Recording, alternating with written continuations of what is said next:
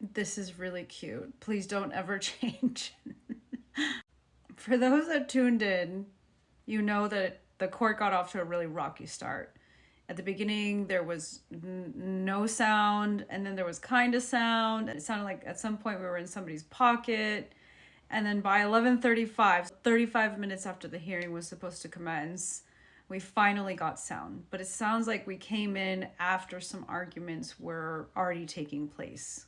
With respect to the Lively Wayfarer case, there were two main issues that the court was hearing argument on from both sides. So he wanted to know what these requests for admissions were that the Lively party wanted to serve on the Wayfarer parties. He wanted to understand what those were, what was the purpose of them. He also wanted to discuss the timing of the MJOP and the timing of the motion for summary judgment. So I won't go through all the detail of what happened in the hearing, but I'll give you the key takeaways from the hearing that I gathered.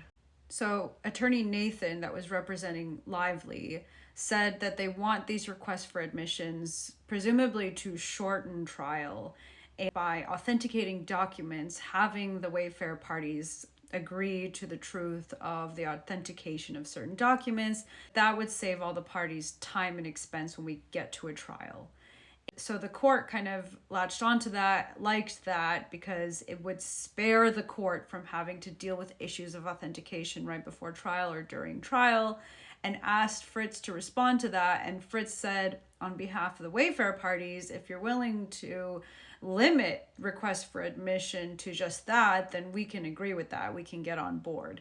But if you're asking them to reopen discovery and ask for things that have nothing to do with the document authentication, then they haven't shown good cause. The judge agreed that Lively hadn't shown good cause for waiting as long as she had to make this request.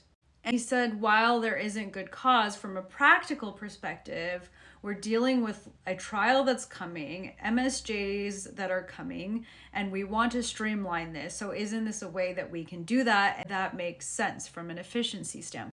Ultimately, the judge ruled that requests for admissions, specifically to authenticate documents, an extension was provided until October 10th to permit the parties, both sides, to serve requests for admission. So he also encouraged the Wayfarer parties to do so in the name of efficiency. Next, he asked Fritz to address, what if I don't rule on the MJOP until after I rule on the motion for summary judgment? At first, I was scratching my head about this.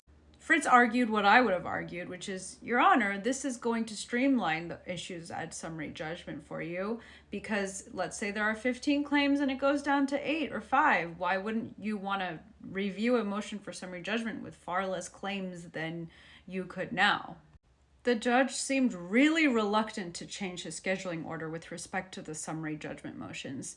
He did give away, I think he gave away, I would interpret that he gave away, that he anticipates that some of these claims will go away, because he said that I want there to be sufficient time before the parties start preparing for trial, which he's definitely not liking, or the idea of moving, which is set for March. He said, I want to decide the summary judgment motion before we get to a stage where the parties are really knee-deep in preparing for trial.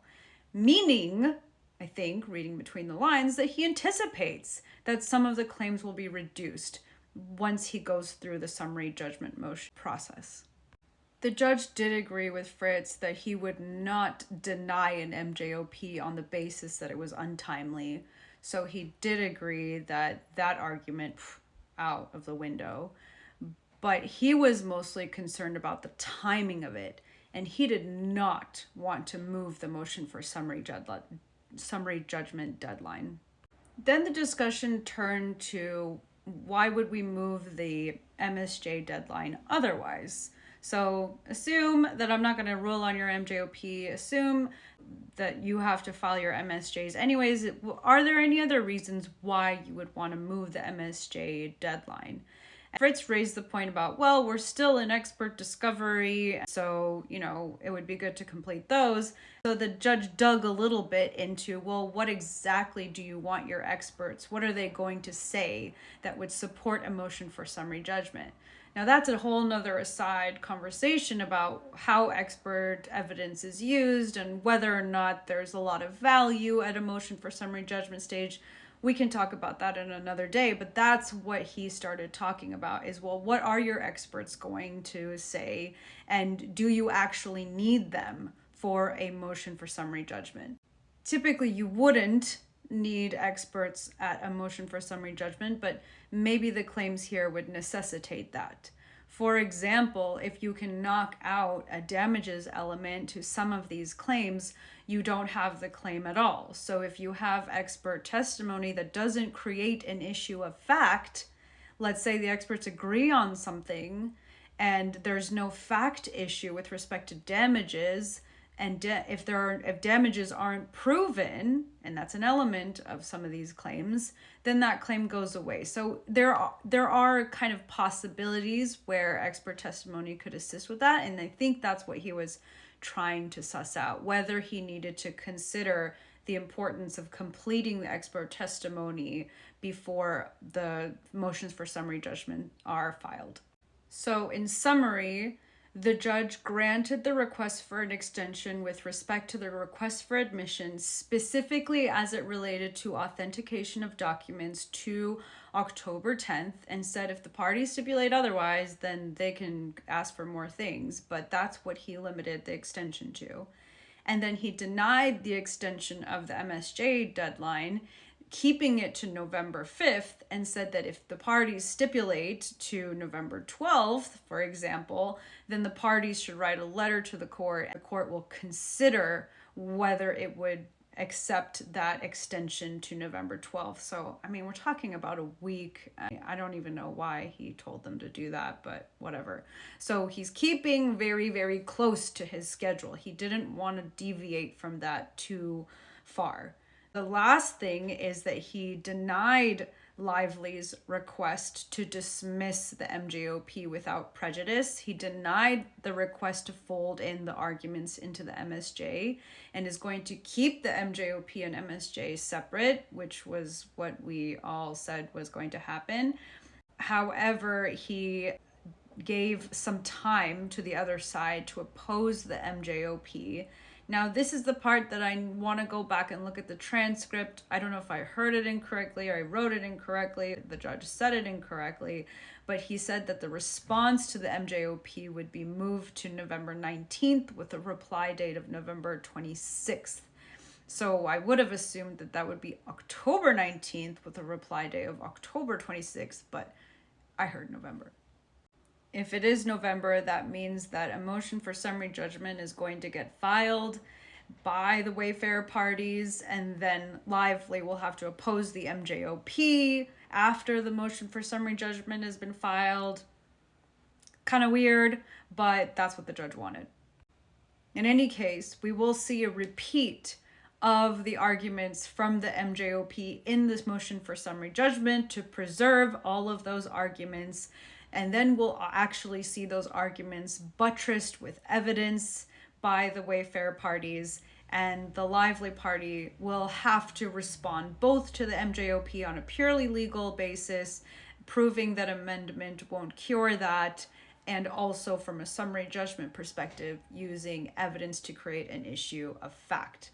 The question that we thought would come up is whether Lively had some kind of plan to amend her complaint. The judge even said that I've seen complaints conform to evidence, amended to conform to evidence. That happens, as I said in my last video. So he was sussing out if that's sort of what was going to happen, but the discussion didn't really get into the weeds of that. At the end, he gave some time to Babcock, which is Wallace's attorney. And honestly, I had been away from looking at my work for so long, I couldn't pay close attention to that part of the hearing. It was an hour and a half long hearing, with the first half hour just being a complete chaos show.